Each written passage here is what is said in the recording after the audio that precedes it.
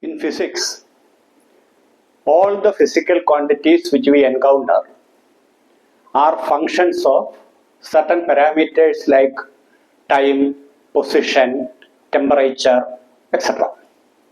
So, the analysis of the behavior of a function is most fundamental in studying physics. And the basic mathematical tool for that is calculus. And therefore, any serious study of physics involves a knowledge of calculus. In this lecture, we will be handling the elementary level treatment of calculus, which is enough for a study of basic calculus. Hi guys, I am Satheesh, and we are passing on to the lecture number 3 of Basics of Kinematics. And we have seen earlier that the concept of average velocity. We go back to the procedure by which we have attained the definition of average velocity. The first thing we wrote is, we wrote the position of the particle as a function of time. So the position of a particle is written as a function of time. And then we calculated the position at time t2. Then we subtracted the position at xt1. And then we divide it with the time interval or duration t2 minus t1. This quantity we called as delta x, and this quantity we called as delta t. This we have defined as the average velocity. In the same manner, we can write velocity as a function of time. Then we can write vt2 minus vt1 divided by t2 minus t1 as delta v divided by delta t. This quantity is the average acceleration. Now we proceed to a very important fact, that is the calculation of the instantaneous value of both this velocity as well as acceleration. We know that this is average velocity, this is average acceleration. Average value is for a duration of time, and instantaneous value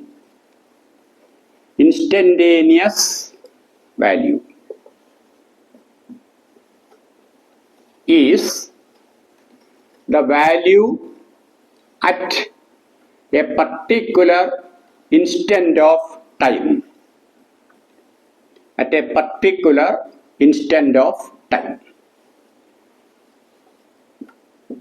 How can we do that? Logically, what we do is, we decrease the time interval delta t. For example, if you want to calculate the instantaneous velocity at a particular instant of time, say 30 seconds, we can calculate the average velocity of that between 20 second and 40 second, 25 second and 35 second, 29 second and 31 second, 29.9 second and 30.1 second, 29.99 and 30.01 second.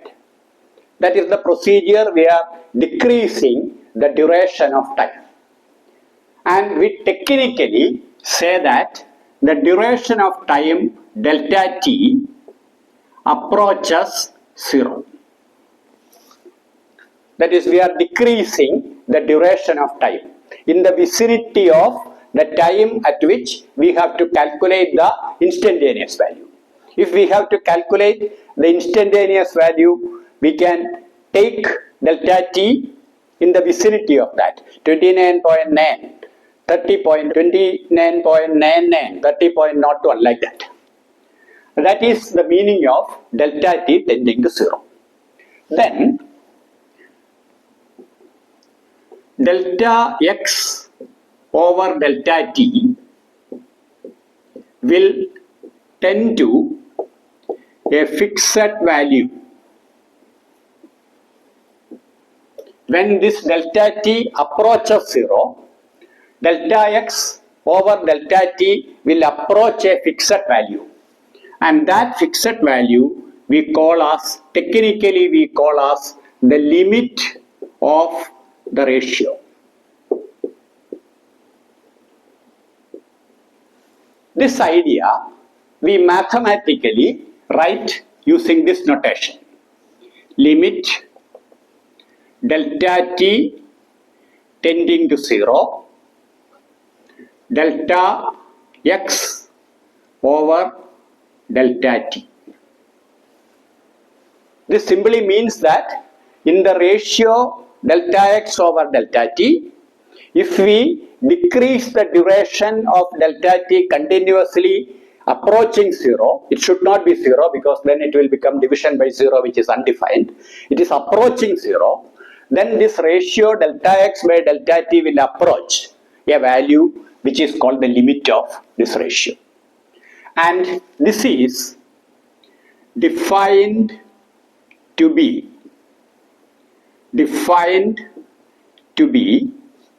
the derivative or differential coefficient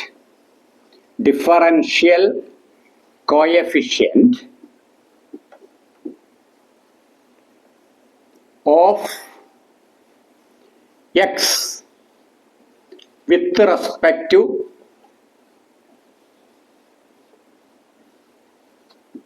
t, the time t. This is called the limit of that function. Function is x, which is a function of t, and limit delta t tends to 0, delta x over delta t. This is limit delta t tending to 0, delta x by delta t. Then delta x by delta t will approach a limiting value that is given by this notation, and that is defined to be the derivative or differential coefficient, which is technically written as dx over dt. So dx over dt means it is not a ratio. It means that is the limit of delta x by delta t as delta t tends to 0. And we see that according to our logic, the instantaneous velocity of the particle can now be calculated if you calculate therefore v instantaneous is equal to dx over dt. A instantaneous is dv over dt. So the instantaneous values can be calculated if we find out a procedure for extracting the derivative or differential coefficient of a function.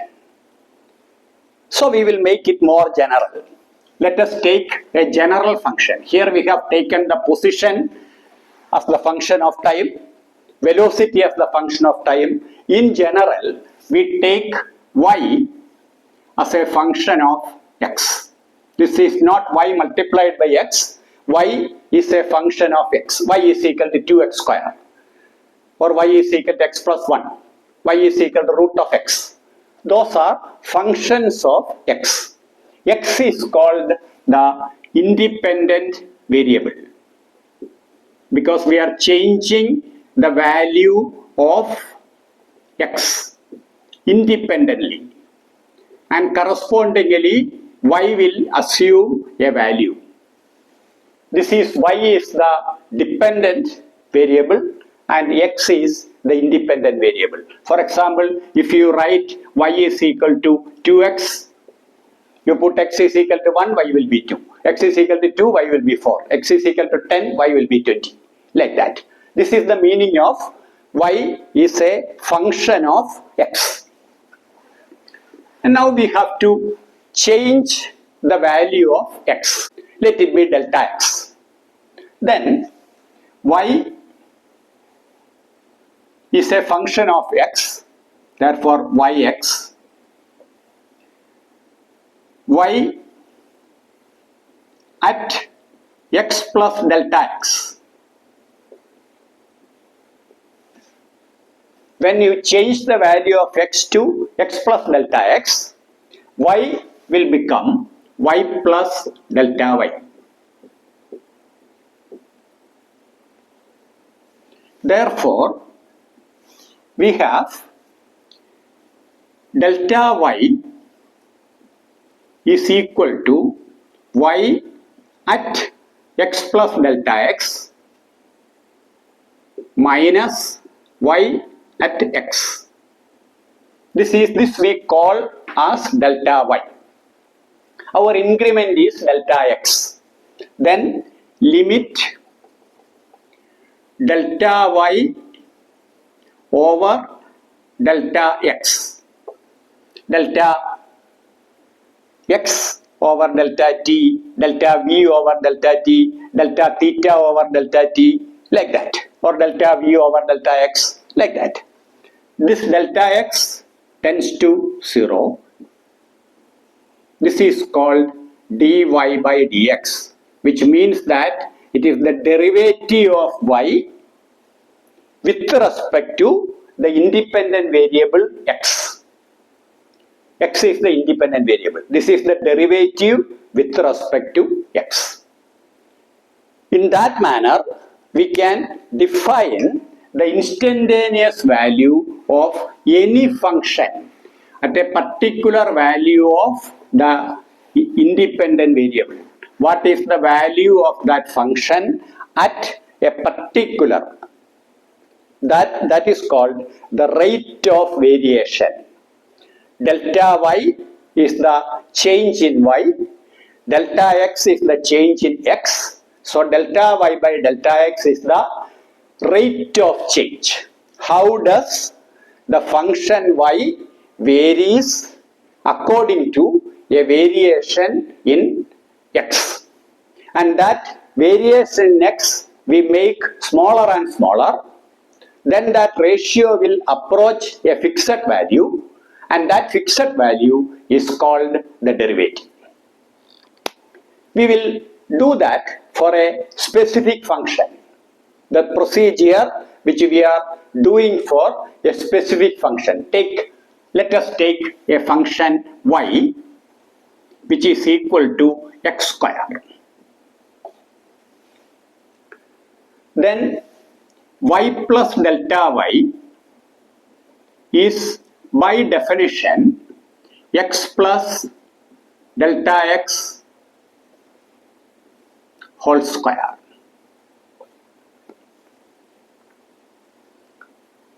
Therefore, delta y is equal to x plus delta x whole square minus x square. So we have delta y, we know how to expand this, x square plus 2x delta x plus delta x square minus x square. This x square and this x square will cancel, and we will get delta y is equal to 2x delta x plus delta x square. And our delta y over delta x is equal to 2x delta x plus delta x square divided by delta x. We can kill this delta x and we can write this ratio as delta y by delta x, delta y divided by delta x is equal to 2x plus delta x. Now we take the limit. Limit delta y by delta x, delta x tending to 0 is equal to, now this delta x will tend to 0 and we will be left with 2x. Therefore, this is equal to 2x. And this by definition is dy by dx. So dy by dx is equal to of x square is equal to 2x.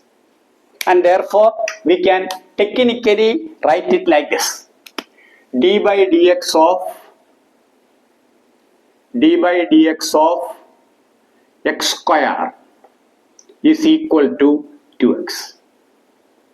That is, as x square variation tends to 0, then the ratio of that variation of x square with variation of x will approach a value equal to 2x. That is the meaning of saying that d by dx of x square is equal to 2x.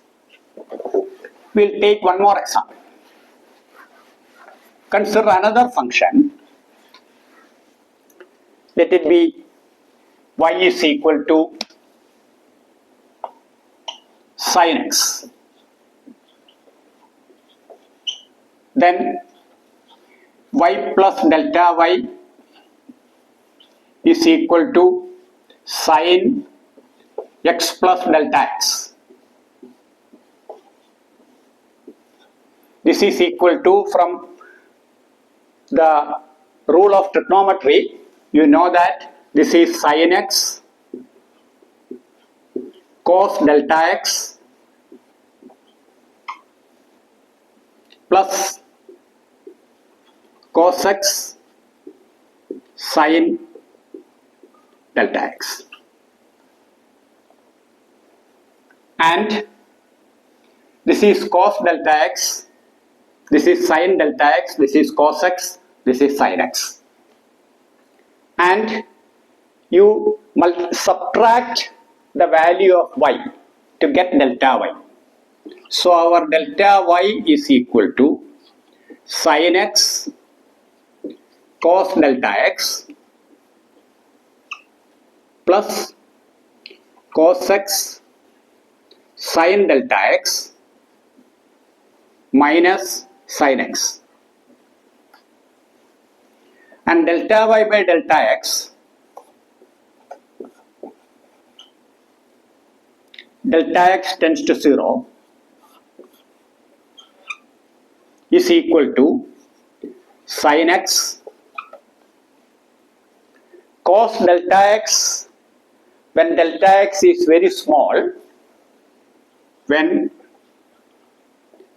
delta x is small, we have sin delta x is equal to delta x. This is a very important relation you have to remember.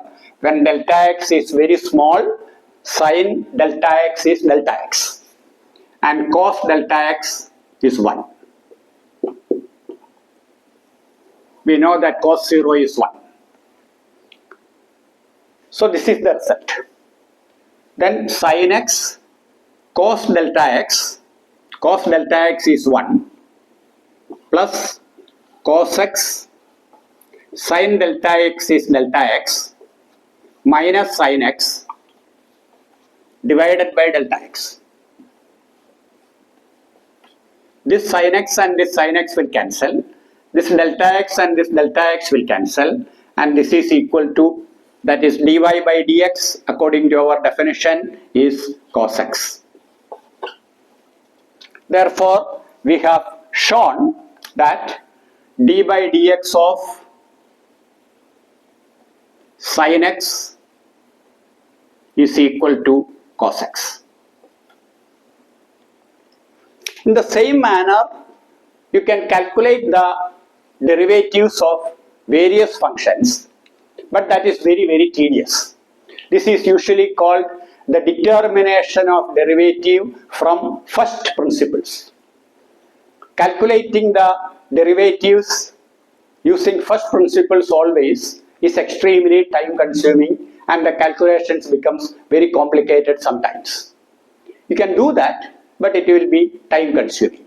Therefore, we make a table of standard derivatives which you should always remember. You should learn that, and then it will be very easy to find the derivative of functions.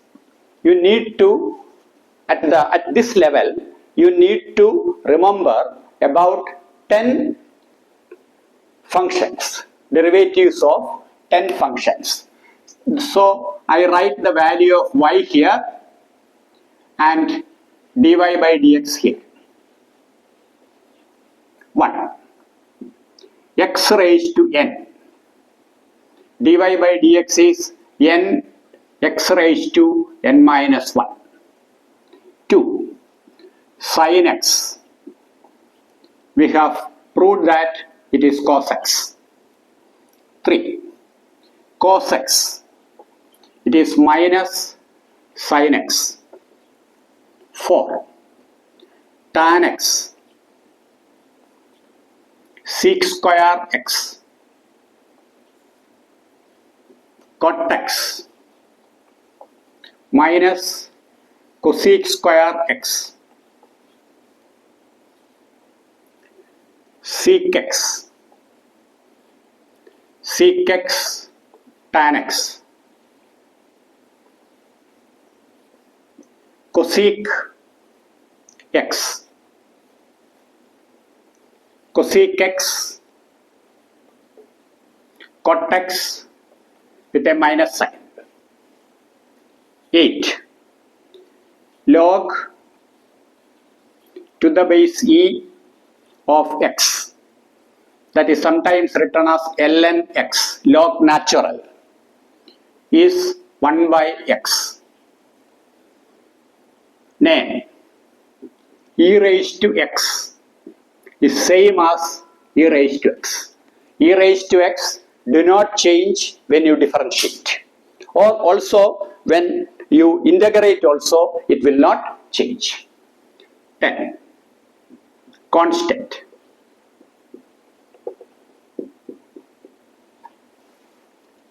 You can see that this is a very useful table.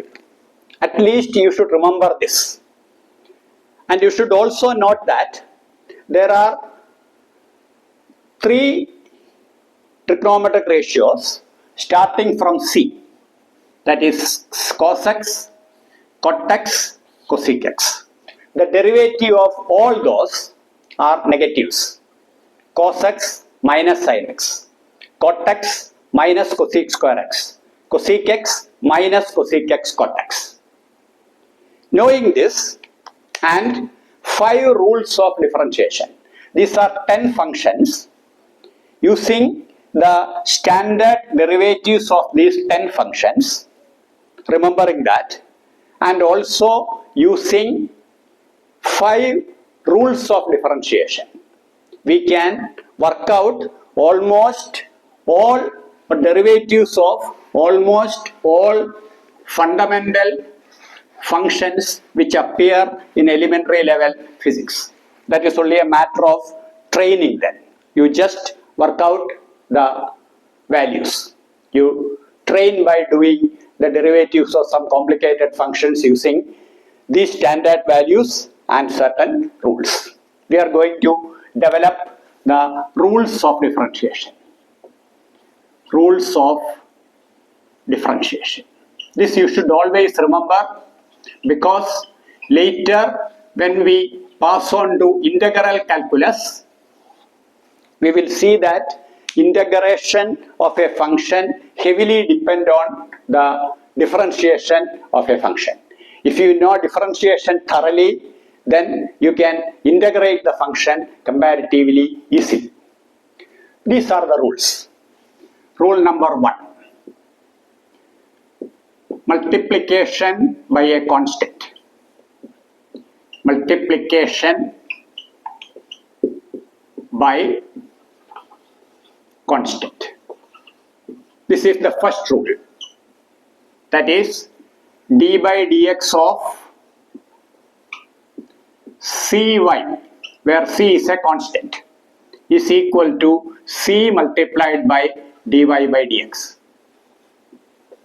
For example, if you want to calculate y is equal to 2x square, then your dy by dx is equal to 2 multiplied by d by dx of x square, which is equal to 2 multiplied by 2x, which is equal to 4x. So, if the function is multiplied by a constant, you just take the derivative of the variables alone and finally multiply it with the constant. That is the first rule. Second rule, sum of functions.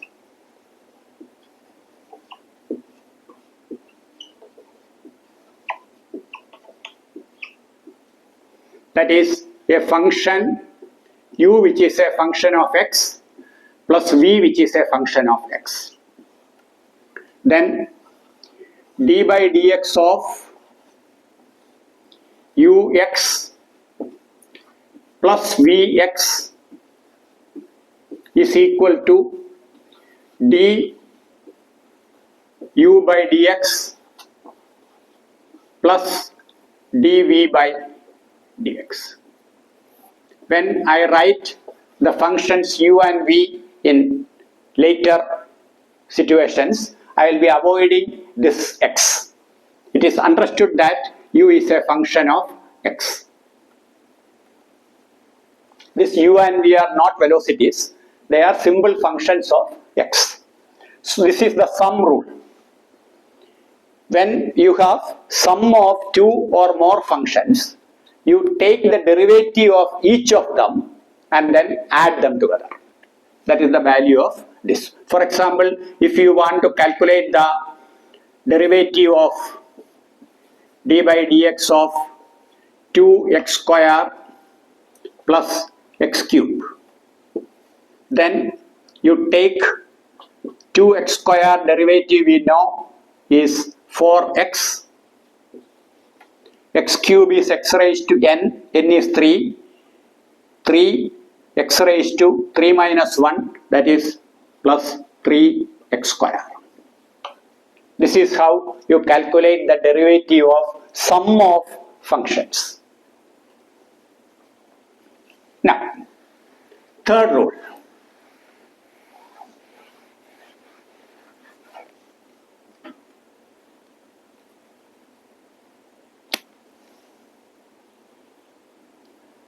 Product rule.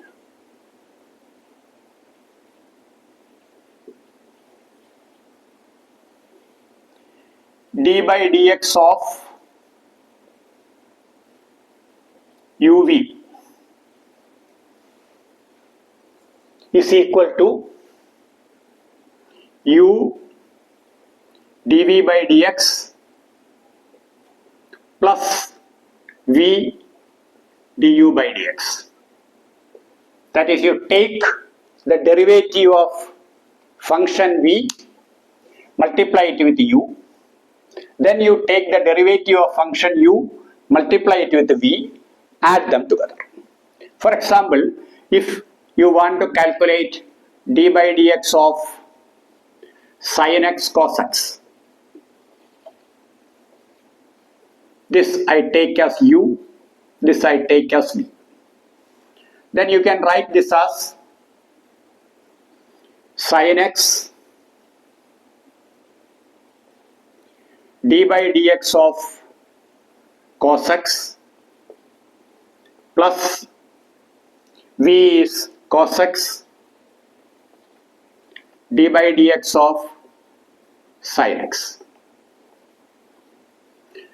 D by dx of cos x we know is minus sin x, so this is minus sin square x plus d by dx of sin x is cos x, so this is cos square x. This is cos square x minus sin square x. If you want, you can write this as cos 2x. From trigonometry, you can write it as cos 2x. So this is the third rule.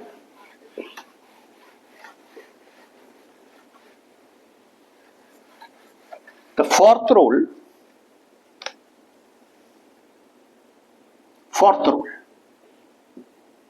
this is called quotient rule.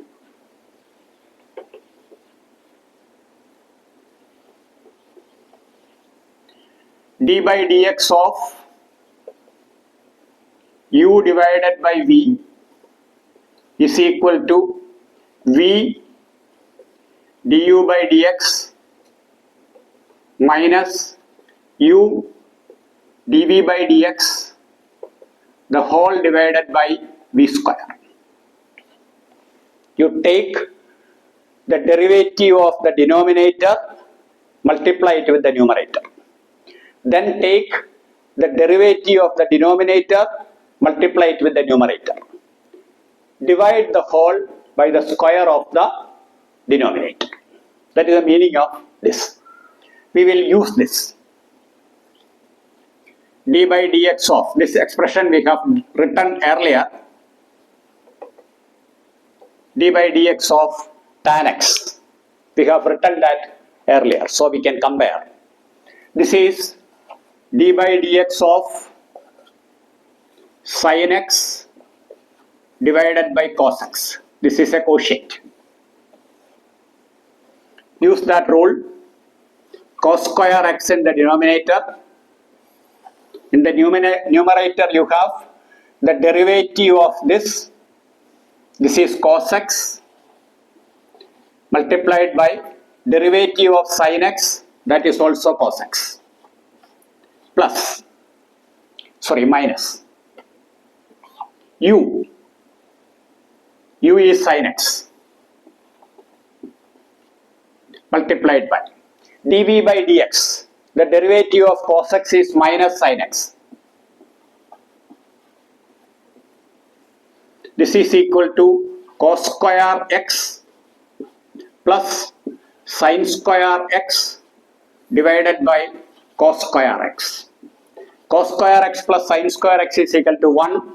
So this is 1 by cos square x, which is equal to sec square x, which we have written earlier.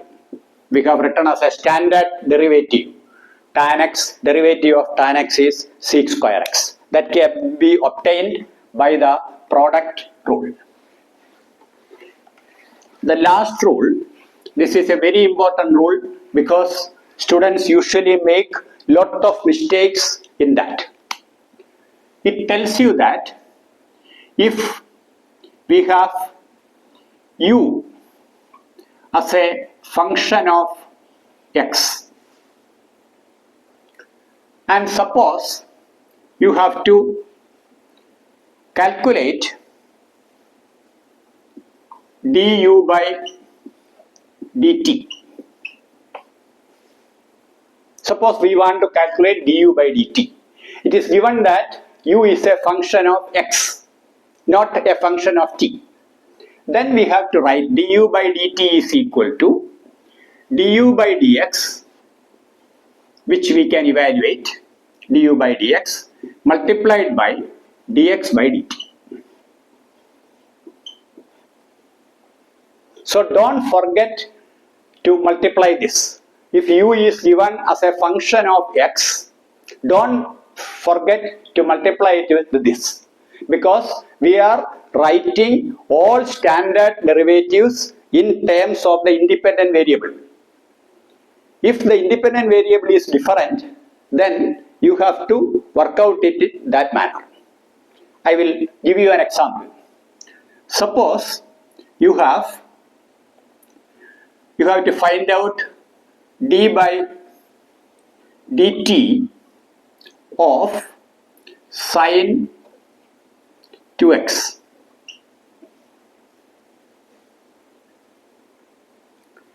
And here d by dt of sine 2x is d by d of 2x of sine 2x. Here this sine is a function of 2x, not t. So we have to write sine 2x, derivative of sine 2x is cos 2x with respect to 2x, not with respect to t. Sine 2x is the function. If you take that derivative, you immediately write it as cos 2x, that is okay. But cos 2x is the derivative of sine 2x with respect to 2x. Now we have to calculate the sine 2x, d by d2x of sine 2x, and then d by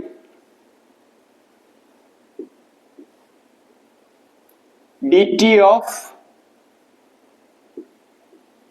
2x. This is equal to d by dt of sine 2x is cos 2x, d by d2x of sine 2x is cos 2x, d by dt of 2x is d by dt of 2x is 2 with respect to x. Therefore that will be again d2x by dx multiplied by dx by dt. This you should not forget. Therefore this is equal to d by dx of 2x is 2. Therefore 2 cos 2x dx by dt. This is the correct value. You should not forget to put this dx by dt. That is, you have to use this, and this rule, this is rule number 5. This usually students make mistakes in that, and this rule is usually called chain rule, because you can repeat that. D by dx multiplied by dx by dy multiplied by dy by dz multiplied by dz by dt. That can be repeated as a chain. That is what we have done here. We have repeated that here. If you want to calculate, for example, sine derivative of sine omega t, d by dt of sine omega t, you should take d by d omega t of sine omega t, which we know, multiplied by d by dt of omega t. Then only this will become d by dt of sine omega t. D by d omega t of sine omega t is cos omega t. This is cos omega t multiplied by d by dt of omega t is omega. Therefore this answer will be omega cos omega t. Students usually forget to put this omega. They simply take d by dt of sine omega t as cos omega t. That is wrong. D by dt of sine omega t is omega cos omega t, because sine omega t derivative with respect to omega t, that is cos omega t. Then we have to multiply it with the derivative of omega t with respect to t, that is omega. Therefore we have to write it as omega cos omega t. Some people call this as chain rule, some people call this function of a function rule, like that. But that is very, very important in the basic relation. Now, we have to take higher order derivatives. Higher order derivatives. For example, we have v is equal to dx over dt. A is equal to dv over dt. But v is dx over dt. So this can be written as d by dt of dx over dt. If you are given a value of x as a function of t and you are asked to calculate the acceleration, then you first take dx by dt, then find that derivative d by dt of that. That is dv by dt. This is sometimes written as, usually, this is written as d square x over dt square. It simply means that when you write it as d square x over dt square, we don't write 2 here because that will imply d of x square. To avoid that, we are writing square here. D square x over dt square means that it is the d by dt of dx by dt. You are taking the derivative twice. That is called a second derivative. Using that method, you can calculate the higher derivatives, third derivative, fourth derivative, etc. You can successively differentiate again and again to get the higher order derivatives. These are the ideas in kinematics. We will be using this concept, that is, our velocity, instantaneous velocity is dx by dt, instantaneous acceleration is d square x by dt square or dv by dt. That idea we will be using. Now we know how to calculate the derivative of any function. So any function given, you can calculate any function of x written as a function of time. Suppose you are writing, given that x is equal to 3t square plus 2t plus 5. You can calculate v is equal to dx by dt is equal to t square, derivative of t square is 2t, 3 into 2, 6t, plus 2t, derivative of t is 1, 2, derivative of 5 is 0. A, dv by dt, you take the derivative again, derivative of 60 is 6, derivative of 2 is 0, so the acceleration is 6, like that. Now, knowing the method to find the derivative of functions, you can extensively use that in the calculation of various kinematical quantities. So, we have now completed the kinematical variables, average velocity and average speed, change in position and displacement, average acceleration and instantaneous acceleration, average velocity and instantaneous velocity. All these instantaneous values can be easily calculated if you know how to differentiate a function, or how to find the derivative of a function, or how to find the differential coefficient of a function. Using that, you can do that completely. Now we pass on to the graphical interpretation. Graphical interpretation of derivative. How will we interpret the derivative from the graph of a function? We know that if we are given a function, we can always plot that graph by taking the dependent variable along the y-axis and independent variable along the x-axis. That is a convention which we will be using. We are usually taking the independent variable along the x-axis and dependent variable along the y-axis. Using that convention, we can plot any given function. And based on that plot, how will you interpret the concept of a derivative? That is what we are going to do. Let us consider a function of x. That is, the function y is equal to fx. Then we can plot the graph between y and x, that is fx and x. Along the y-axis we take y, along the x-axis we take x, and we plot a graph of y is equal to fx. Let this be the graph. You consider a point here. Let us call that point as P. This P corresponds to a value x on the x-axis and a value y on the y-axis. Then we make an increment to the point Q. Let this point corresponds to x plus delta x, and this point obviously corresponds to y plus delta y. Then we can draw a line connecting point P and point Q.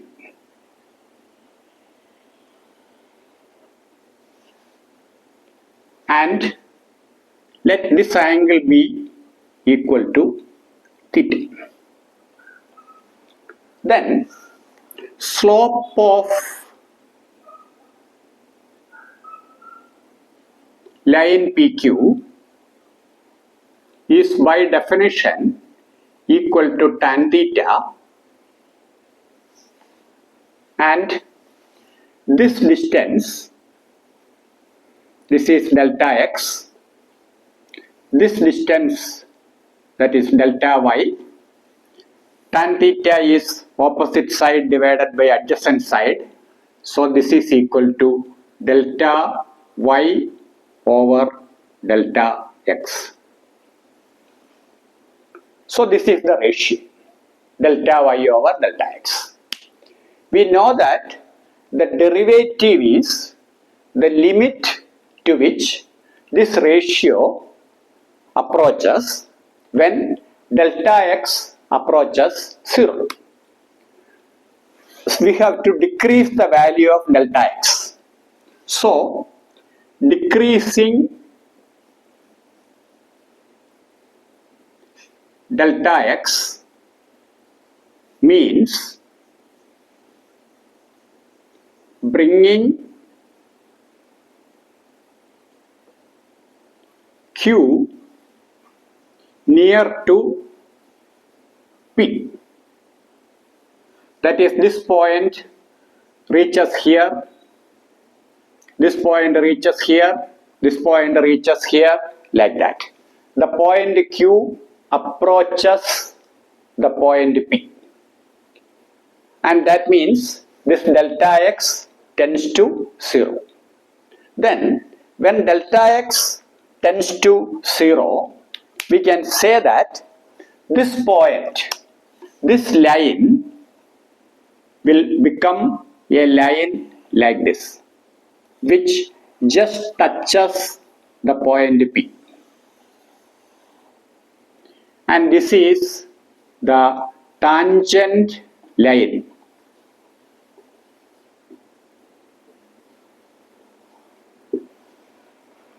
So we now know that the slope of the tangent line will be the limit of delta y over delta x as delta x tends to 0. So we can say that limit delta y over delta x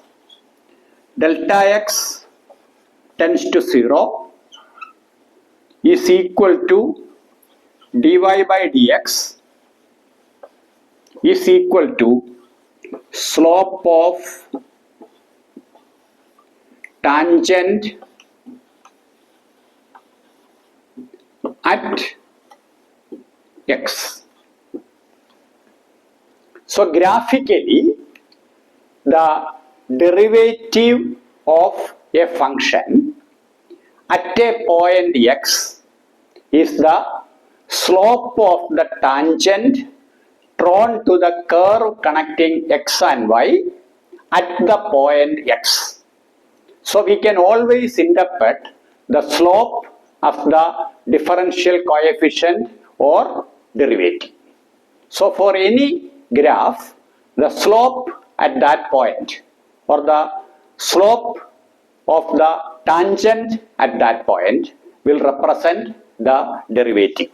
For example, if we draw a graph for the velocity, that is, if we take velocity of the function, that is v as a function of t, and we plot a graph with time along this axis and v along this axis, and if we have a graph like this point is p, this point is t, this point is q, this point is t plus delta t, and you can draw this tangent. Slope is equal to dv over dt, that is the acceleration. Acceleration at this value t, that is the instantaneous acceleration. So instantaneous acceleration is the slope of the graph connecting velocity and time. If we replace this by x, this is a function of x as a function of t, and we take x here, let this be the graph, then this slope actually is the average velocity between these 2 points, t1 and t2, and if we draw a tangent like this and this point as t, then the slope is equal to v equal to dx over dt, that is the instantaneous velocity. Instantaneous velocity at time t is the slope of the velocity time, displacement time graph drawn. Similarly, instantaneous acceleration is the slope of the velocity time graph. We will see the peculiarities of velocity time graph, position time graph, acceleration time graph, etc. in forthcoming lectures. Based on this idea, we can fix the sign of the derivatives. Sign of derivatives.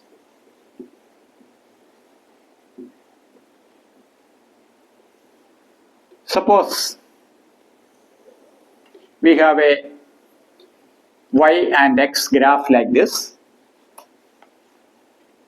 and I take a point here and I take the slope. The slope is dy by dx. I take a point here. It is the slope at this point. I can see that the peculiarity of this point is, as x increases, y also increases. Therefore, x increases, y increases.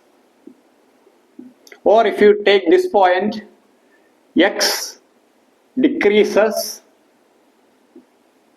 y decreases. Then we say that delta y over delta x is positive. therefore dy by dx is positive. So the derivative is said to be positive if you increase x, y also increases. If you decrease x, y also decreases. That is, if x and y changes in the same manner. When one increases, the other increases. When one decreases, the other decreases. Then we say that the derivative or dy by dx is positive. Now you consider a point here. You can see that as x increases, y decreases. X decreases, y increases. So, x increases, y decreases. X decreases, y increases. If that is the situation, we say delta y over delta x is negative, dy by dx is negative.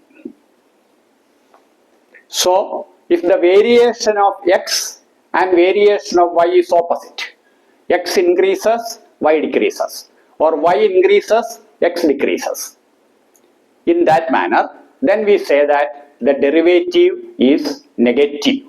That is how we fix the sign of a derivative.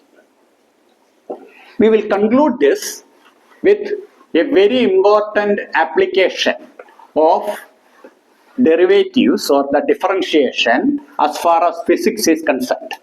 In lot of questions throughout your physics career, that is for the plus 1, 11th class and 12th class, the entire physics syllabus will use this idea in some way or other. That is the idea of maxima and minima. When do we say that a function is maximum or the function is minimum? So we are going to acquire a working knowledge of finding a criteria for fixing the maxima and minima of a function. Let us consider a graph like this. We take a point here, we take a point here. We can see from the graph, from looking at the graph, you can see that at point A it is a maximum, at point B it is a minimum. Now, if I draw a slope at this point, this slope is equal to 0. If you draw a slope here, this slope also equal to 0. So the characteristic feature of maximum point and minimum point is that the corresponding slope is 0. We know that slope is 0 means dy by dx is 0. So if dy by dx is equal to 0, we have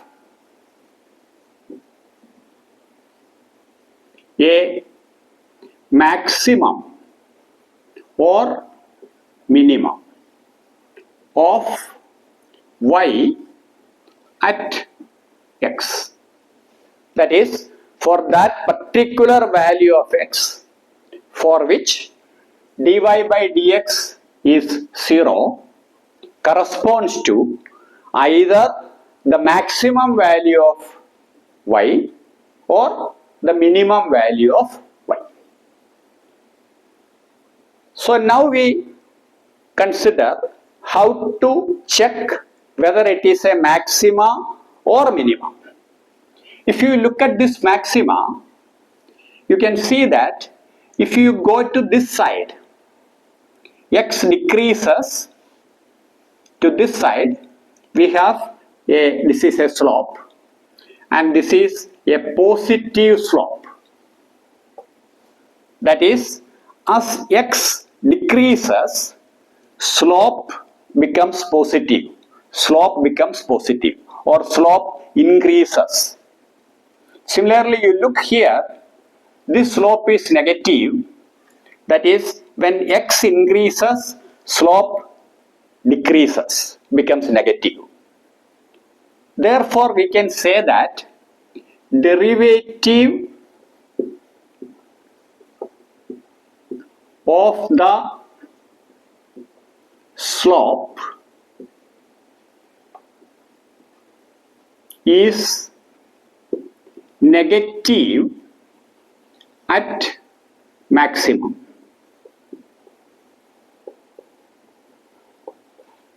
That is, d square y, slope is d by dx, derivative of the slope is second derivative, d square y by dx square negative, less than 0. This corresponds to maximum. So you have to go to the second derivative also to check whether it is maximum, or because dy by dx equal to 0 tells you only that whether the function is maxima or minimum. Now you look at this point. This is positive slope. So x increases, slope becomes positive. X decreases, slope will become negative. That means as x increases, slope also increases. X decreases, slope also decreases. This tells you that the d by dx of slope is positive, or d square y over dx square is greater than 0. So this is the criterion for fixing the maxima or minima. We will summarize that.